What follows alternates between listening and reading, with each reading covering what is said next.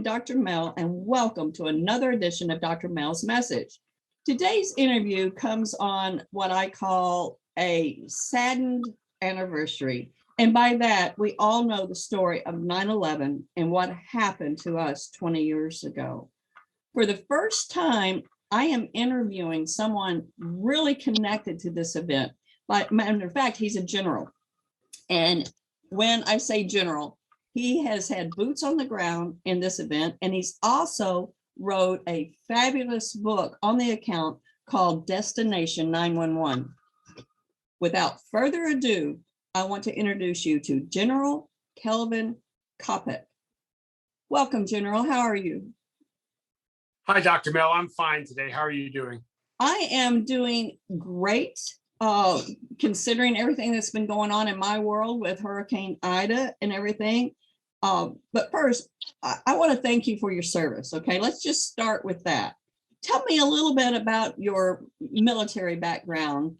Not the whole in-depth story, of course, but how, and what branch of government are you in? And you are a bona fide general. So let's talk about that for just a minute. Well, I grew up in South Florida, and from there went to the Air Force Academy, graduating in 1974. Following commission, I went into the ICBM career field and spent a lot of time up in the Montana, North Dakota, South Dakota, Wyoming area before I went to the Pentagon in the early 80s to be part of a nuclear planning contingent that was there at the time. The career evolved over time, including some space operations. And on 9/11, I was the director of intelligence at Strategic Command in Omaha, Nebraska. All right. Now, everyone my age or that lived through 9/11, that is old enough to remember, can remember where they were when they found out about the planes going into the Twin Towers. Where were you? I was in Omaha. I was in my office, which was a couple floors underground there at the Strategic Command headquarters. And I was getting ready for an exercise that we were involved in that day. The exercise had been going on for about a week. It's called Global Guardian. And that was the culminating day of the exercise was on 9/11. We had our strategic forces across the world in very high state of alert for the exercise. We had nuclear bombers loaded. We had submarines heading to their launch areas. We had ICBM crews ready. So it was all part of the exercise, but we were in a very high state of readiness the morning of 9/11. And I was in my office just preparing for the events of that day, which, as I mentioned, were the final day of the exercise, which is where we do a mock, if you will, nuclear execution against a fictitious enemy. Wow. I mean, that's interesting in itself. Now, of course, did you get to carry out that final day, or did you have to immediately switch gears and concentrate on 9/11? Well, so there I am in the morning getting ready for the exercise, and there's a knock on my door, and it is the Defense Intelligence Agency representative that worked in the building with me. And he said, "Sir, turn on your television." I went, "Okay." I normally wouldn't have the TV on that morning because I'm getting ready for the exercise. And sure enough, we see the North Tower with smoke coming from it, and all the news reports that are happening. Flick the channels around a little bit just to see if we could get more information. Of course, we knew that was not part of the exercise. And as we're watching that, the second plane hit the South Tower. Immediately, he and I both, as millions of others did, said, "These are not accidents. This is an attack on our nation. We need to pull our battle staff together, and we need to start changing our mindset as to what we're going to, what's going to happen and what our response might be." And so it was below ground already. Another floor down was our command center. Went down there with, about 100 other folks that were prepared to be part of the exercise. Quickly, we went from an exercise environment to a real world environment. In that command center, we had 8 large theater-like screens to display data. That day, it was going to be mostly exercise data. Quickly, 2 of the screens turned to news feeds. And pretty much the early information we got was from CNN and NBC from their news feeds live in New York. Wow. Now, at what point did you make it to New York?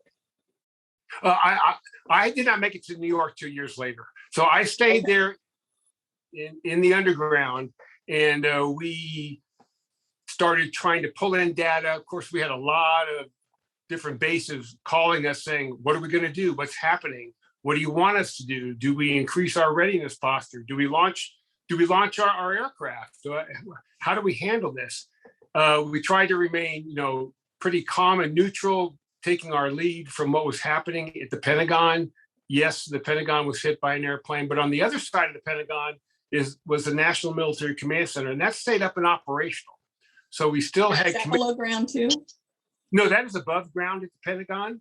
Okay. But it's on the opposite side of the Pentagon from where the plane hit.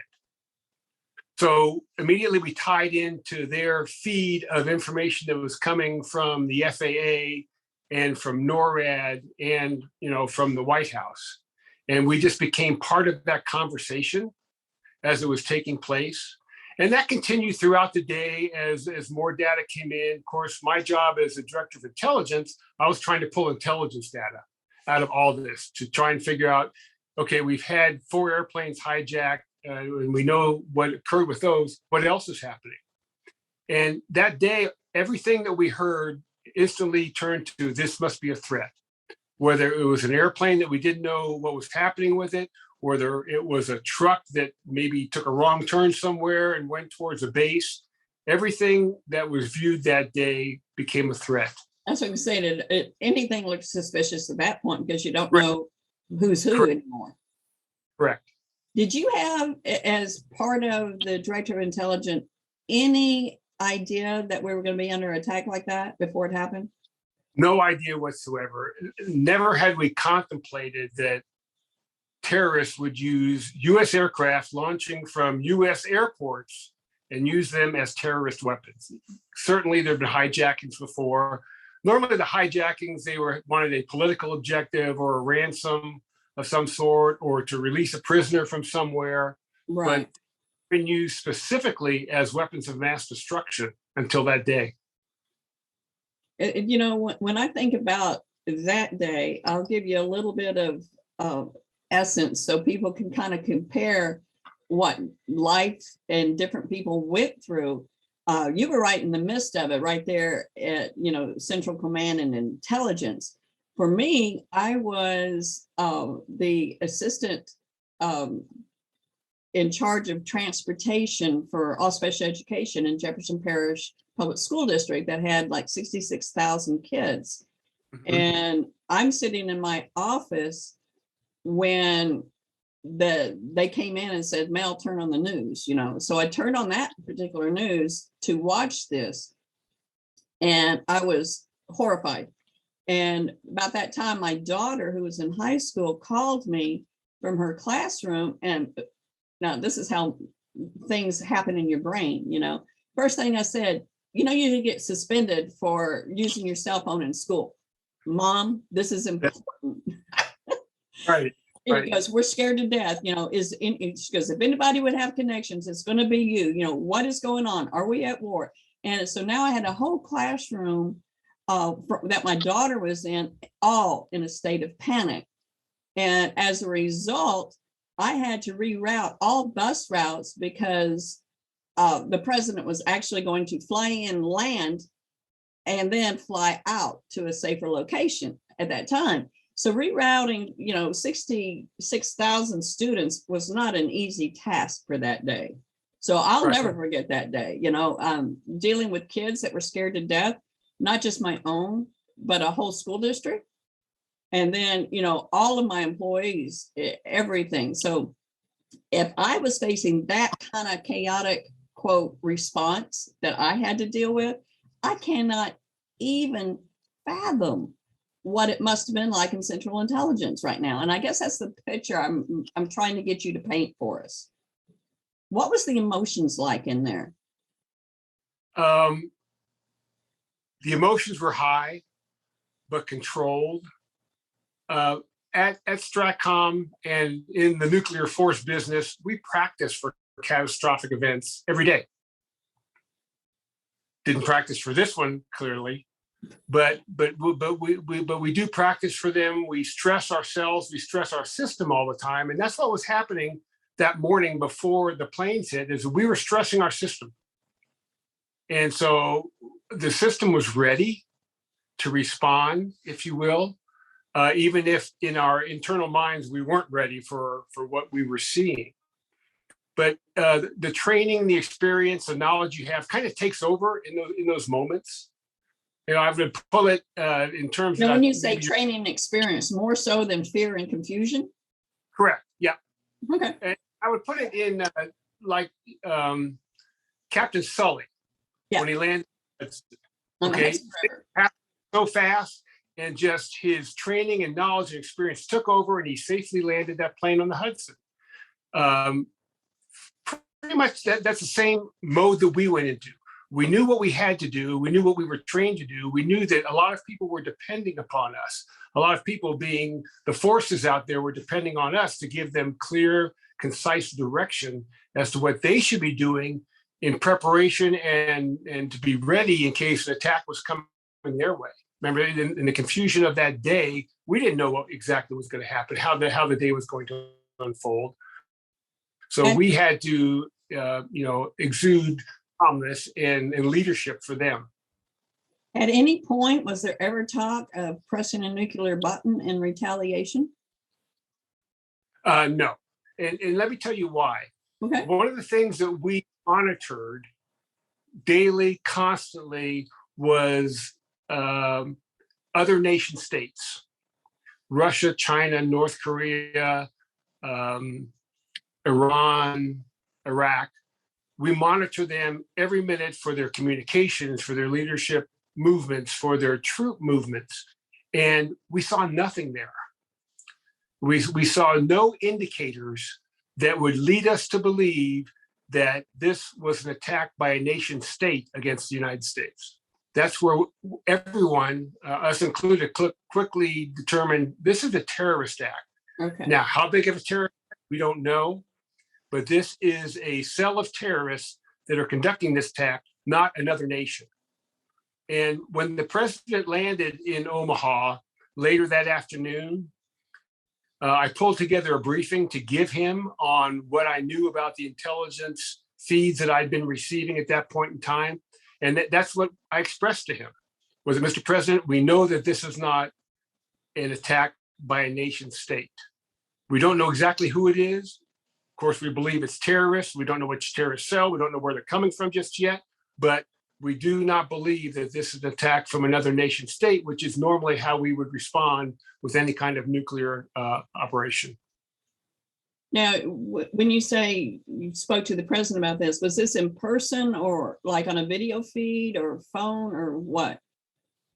No, this was President Bush came to Omaha, Offutt Air Force Base, that afternoon. Right. When he left Sarasota with the school children, got on Air Force One, got out of there as fast as they could. Right. Everyone did not have enough fuel to do much with, so they decided that they were going to they went to Barksdale Air Force Base in Louisiana. Right, I know. There he got the Air Force. Yep, I know. I know. See, we were kind of connected that day. Didn't even know it. Yeah, you're right. Mm-hmm. He went to Barksdale. He taped a message to the country. Was on the ground a short period of time. Taped the message to the country. Took off again. That message, of course, was to try and assure the American people that our country would respond to this, and that that our leadership was knowledgeable of what's taking place, and not for the general populace not to panic. So he took off from Barksdale Air Force Base. We had no idea where he was going. He thought he was going back to Washington, D.C. He thought that when he left Sarasota. He thought that when he left Barksdale. But his team convinced him it's not safe to go back to Washington, D.C. just yet, Mr. President. We need to get you somewhere else. And they decided that the safest place for him was at Offutt Air Force Base. Now, why Offutt? One, it's in the middle of the country. Two, the command center was underground, therefore somewhat, safe and secure. blast walls and all of that, protected our command center that was underground. And 3, we had very robust communications so that he could communicate with the nation, he could communicate with his National Security Council, he could communicate with the world that, that he was safe and that he was taking charge of this operation. So early that afternoon on September 11th, President Bush arrived in Omaha. We got notice about 30 minutes out that he was coming. And when he did, that's when I gathered the intelligence agencies and said, give me all you can, because the president, first thing he's going to want when he lands is an intelligence briefing. Right. Status. Rightfully so. And so I got all the information. And when he came into the command center, that's when I gave him the briefing in person. What was his tone or his mood like during this briefing? Introspective. You could tell he was just gathering information. You could tell he was taking all the feeds he could because they were coming from everywhere and they were changing rapidly. What do you mean changing rapidly? Well, we would get a report of an aircraft in Alaska that wasn't responding. What was happening with that? Was it another terrorist? Were terrorists on board? Were they going after something? There was a plane that was coming in from Madrid, Spain, that we weren't sure the status of that. Was it coming into the New York area, to the Washington area? So he was getting it.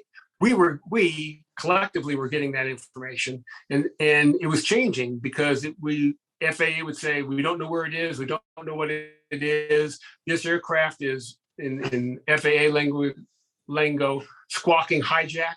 Okay, then we would assume that it's hijacked. In the end, it wasn't. There were no more than those 4 planes. How do you make a determination if a plane's hijacked or not? The way it responds to FAA commands and inquiries, how is it flying? Is it flying erratically? Is it flying out of its normal flight pattern that it had filed? Is it all of a sudden diving down below radar coverage? Quickly you say, this is not normal. I mean, it's obvious that it's not normal, but you don't know the reason why it's not normal at that point in time. Wow. I mean, I don't think the average citizen, and I'm going to put myself in an average citizenship here for a second, okay? I don't think we really realized the amount of quick decisions and responses that had to go on that particular day as the day unfolded, from you to the president on up to even local people like myself that had to disrupt their entire way of doing things because the president is either going to fly over, land, leave, whatever. And, no one really knew where he was going at that point, if I remember right. And I don't think I really ever knew where he ended up, to be honest, until you just now told me, now that I think about it. But those decisions, how confident were you in our response as United States military? Are you talking about that day or the follow-on action? That day. I'm still on that day. We'll talk about following in a minute. Okay, that day, very confident in that we remained measured, I guess is the way to say it. There were not measured, meaning there were not any knee-jerk reactions saying we've crashed out against somebody immediately. Let's make sure we understand who, what, where, when, why, which, and how the events occurred before we take any actions. And so that's what I mean by measured. It wasn't a knee-jerk reaction that day.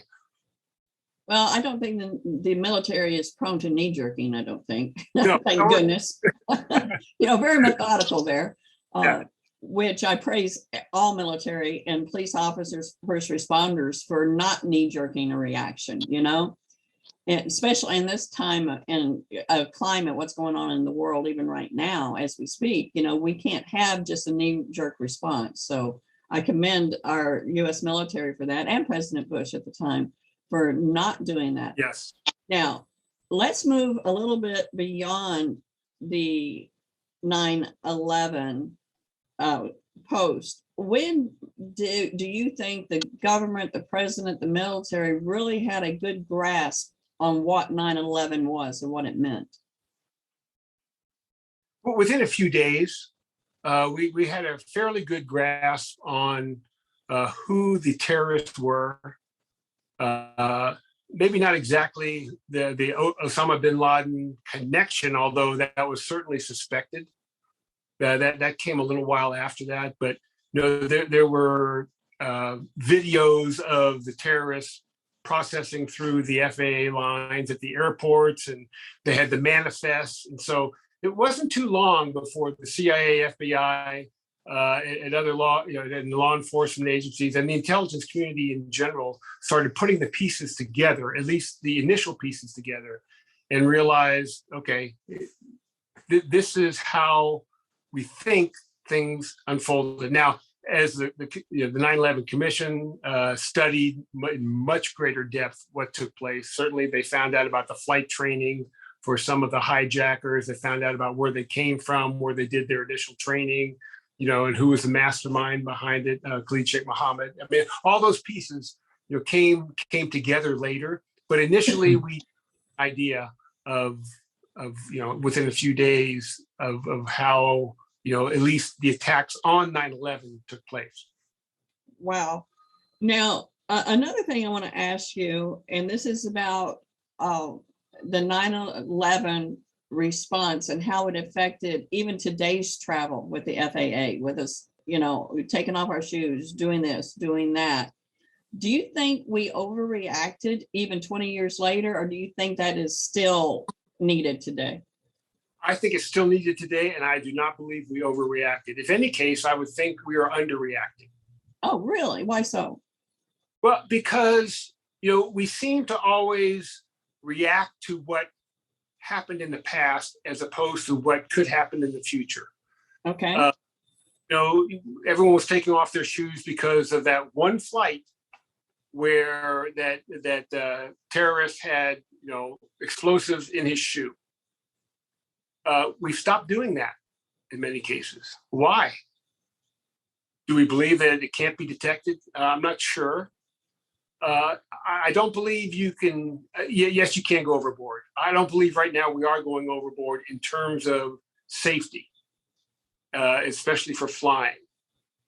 You've been through it. I've been through it. The lines at the airport, they get long, get impatient. They want to get through. They forgot that they had a water bottle in their luggage, or they had something in their pocket. They're still collecting knives and guns and things at the airport. I mean, you see them all the time. Mhm. You go, how can people do this? How can you forget that you have a loaded gun in your carry-on bag? No kidding. I agree. But it happens. It happens, and that is. But I would think in some cases by accident. Just think about the intentional person who's trying to get something through. They'll find a way. Yeah. They will find a way.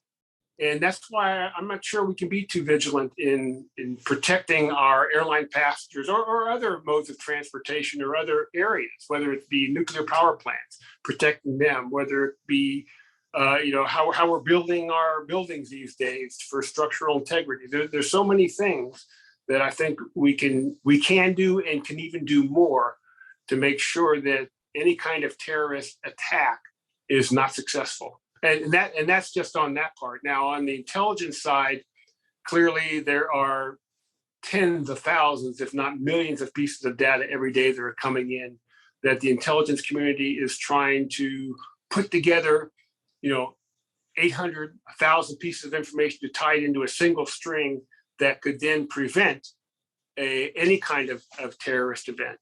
And I believe we owe them a lot of kudos for what they're doing every single day to prevent any further attacks from taking place.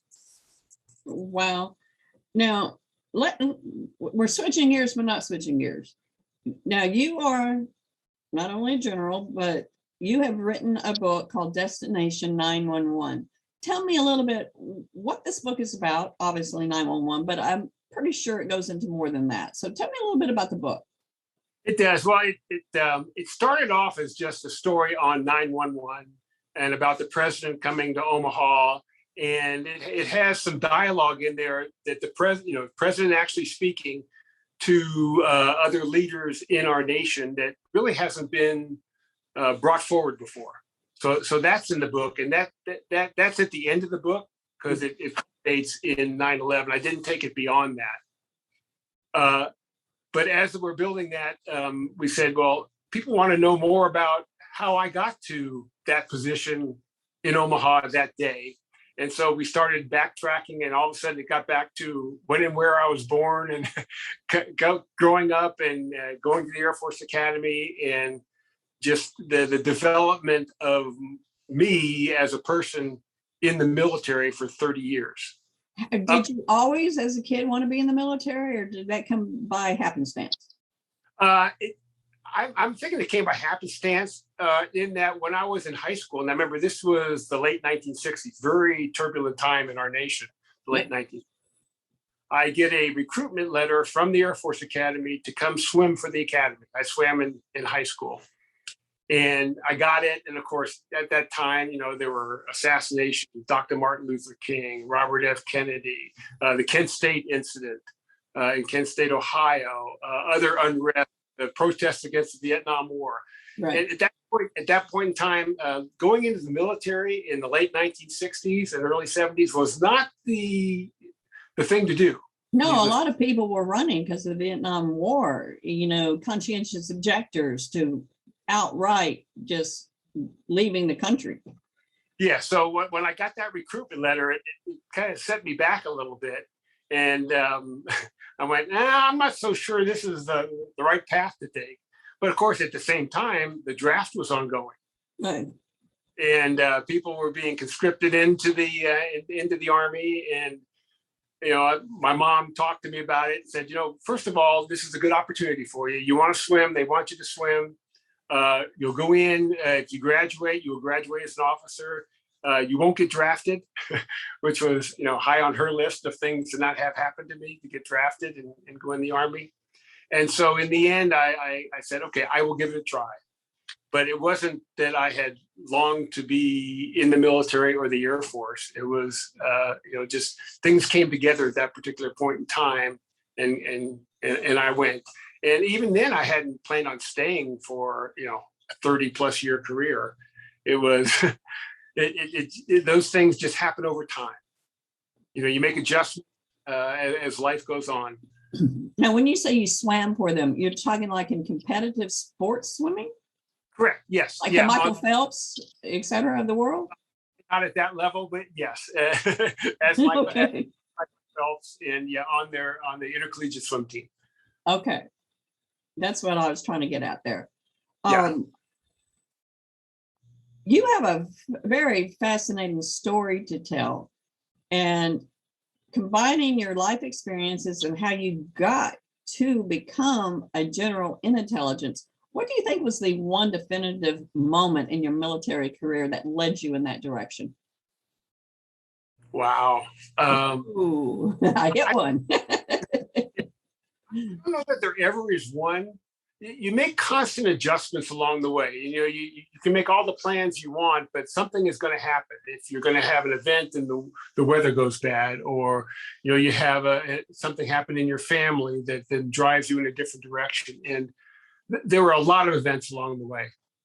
So I really cannot point to one single one, other than, I guess, going to the Air Force Academy.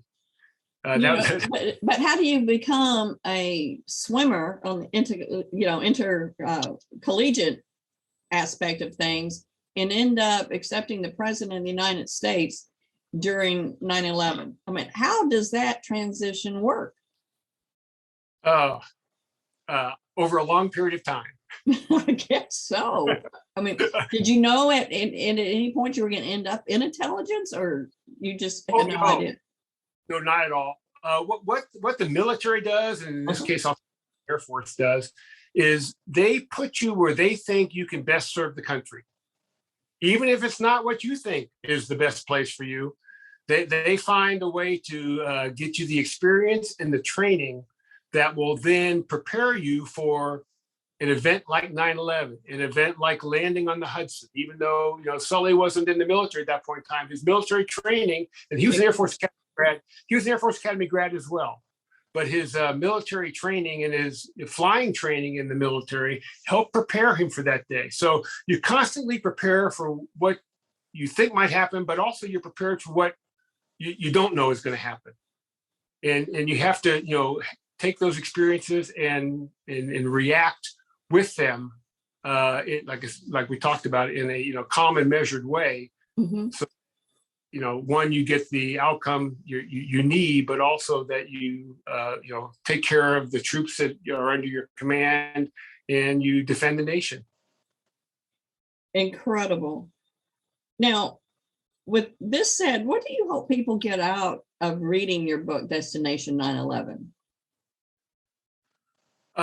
Probably a couple of things. One is what really has not been publicized before. When you see any of the news events of what happened on 9/11, and of course they always include what the president was doing. They'll show him a lot at the school in Sarasota. They might show some of his addresses. When it comes to what happened in Omaha, they show him going into a small brick building, and then they show him taking off. They really don't know what happened in those 2-hour intervening period that occurred there. Why it was underground, it was in a classified setting. And so they don't know. So this book kind of opens that up to say, here's what happened there. Here's what the president said. Here's the president's communications. So that really has not been out there in any venue so far. So that's a part to it. The other part I hope they get to it is, as we had talked about, how well prepared and trained our military is. That it is not by accident that we have the best military in the world. It is the equipment we provide them. It's the training we give them. It's the education we require of them in order to be ready to respond to the nation's calling. And that's what I hope they get. They'll see my career path as it goes through, and they'll see that there were ups and downs and lefts and rights and things that I thought were going to happen that didn't happen, and all of that. But it was all really in preparation for me for that day. And it all came together for me on that day. Well, your title of your book is making perfect sense to me right now of why it's called Destination 9/11, because that's where you were heading and you didn't even know it the entire time. Right. Correct. So I get that. Very, very good title. So I commend you there. Now, what's next for you? In terms of writing, career, retirement. I mean, what's next for the general? This was a fascinating experience for me to write this. I never had ever anticipated writing anything. So I don't know that I will undertake that again, although, I've been asked, because following 9/11, then we went into our war footing for Afghanistan and Iraq, and I was part of all of that. Oh boy.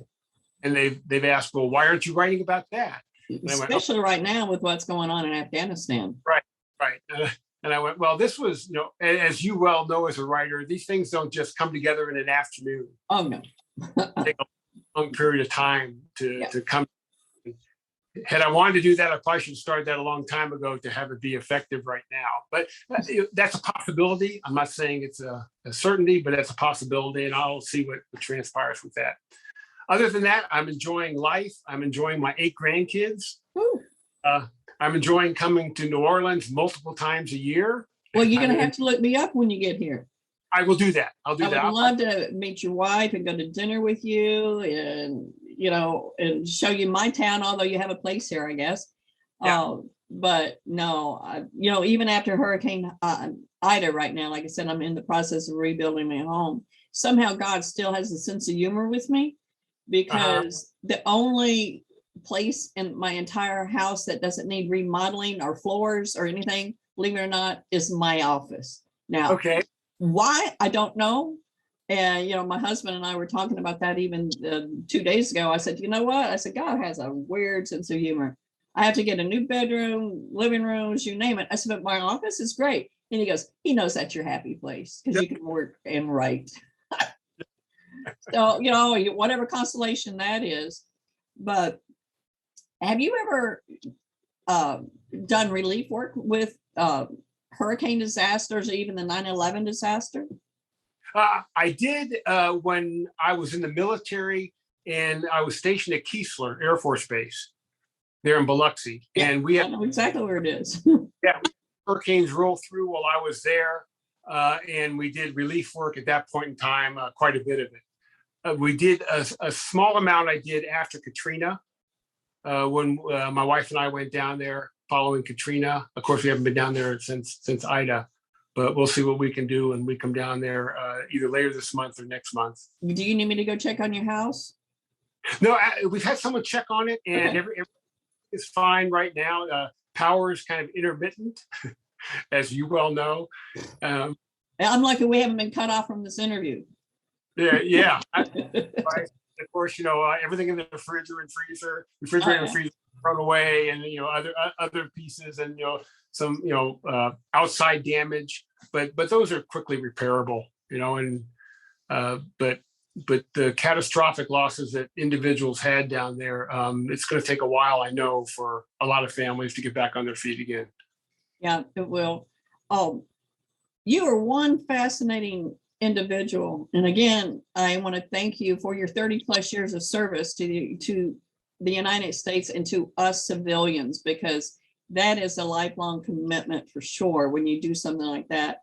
But then again, you've been at the forefront of one of the major terrorist acts ever that occurred to the United States of America, and that was 9/11, which is not something I don't think any of us will ever forget, much less know how to cope with. And you managed to do all of that for us. So thank you again. One last question, okay? When, where, what, if somebody has a question or wants you to do a public appearance with your book for, speaking engagements, book signings, or whatever, where can they find you? Very simple. It's kelvin.coppock@aol.com. So, that's easy. That's your name. AOL.com, and they can reach me that way, and I'll be happy to participate in any way possible. Plus, you need to know that any of the proceeds for this book go to the Tunnel to Towers Foundation. Oh, fabulous. It's all going to charity, and which is, there are multiple great charities out there, but this one focuses on building homes for our first responders and our military veterans, that are having trouble. So I chose that one, and that's where all of the proceeds for the book go. That is fabulous. Again, I want to thank you so much for coming on Dr. Mel's Message today with me. You've given me a whole new insight into 9/11 that I never even thought about, like what was going on in Strategic Command. I mean, good grief. That's just right where the action literally had to respond for a nation and the people of the United States of America, much less all the immigrants that were here at the time and everything else that was going on. With that said, do you have any last words or advice you want to tell anybody that's watching this today? First of all, I want to thank you, Dr. Mel, for having me on. Second of all, just to assure the American public that its military is standing by to defend the nation. That's a beautiful concept to leave on. Again, I've been speaking with General Kelvin Coppock and his book, 9/11. Be sure to get a copy of this to gain a whole new insight on what is going on, not only with Strategic Command, but maybe even a career decision in the military if you're not quite so sure if you even want to go that route. It's a beautiful story. He's a courageous man, and he's also one of our fearless leaders that helped us through 9/11.